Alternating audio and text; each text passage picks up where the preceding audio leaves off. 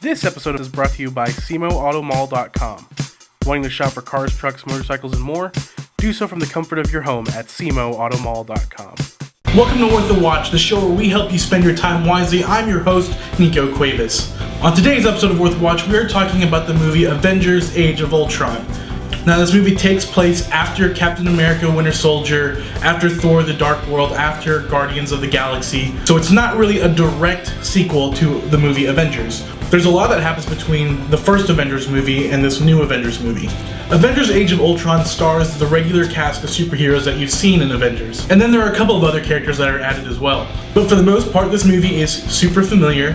Even if you haven't caught up with all of the other Marvel films, it's not too hard to catch up and figure out what's happening in the movie. And that's actually my biggest problem with Avengers: Age of Ultron. We're told that all of these Marvel movies are connected and that everything in each one of these movies matter. But really, at the end of the day, all of these movies are sort of mentioned just a little bit in Avengers: Age of Ultron, but you could actually enjoy this movie without seeing any of them. Though you will enjoy it more knowing if they're referencing something from Captain America: Winter Soldier. You're getting a really fun, not too serious superhero film. It's the perfect movie to go with a whole bunch of friends and just enjoy the crazy action and sort of decent humor. There are a couple of jokes that aren't really that funny, but every once in a while there's a good quip in there that will get a good chuckle from the audience. Age of Ultron has some really massive action set pieces. All of these action set pieces are done masterfully. It's a movie like this that lets you know that summer is here and it's time for big blockbuster films.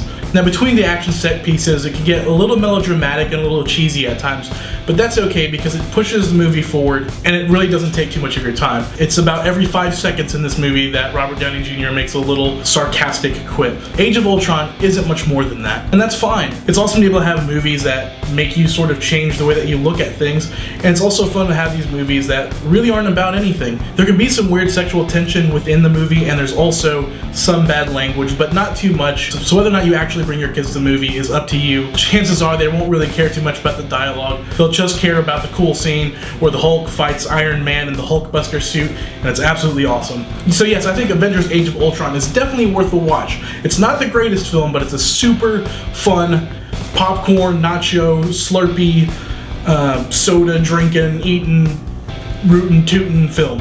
It's a good time, so definitely check it out in movie theaters while you can. That's all I have for you today. Make sure to check back to foxradionetwork.com/watch for new episodes, and hit us up on Twitter at foxradionetwork, #worthawatch. Take it easy, and we'll see you next time.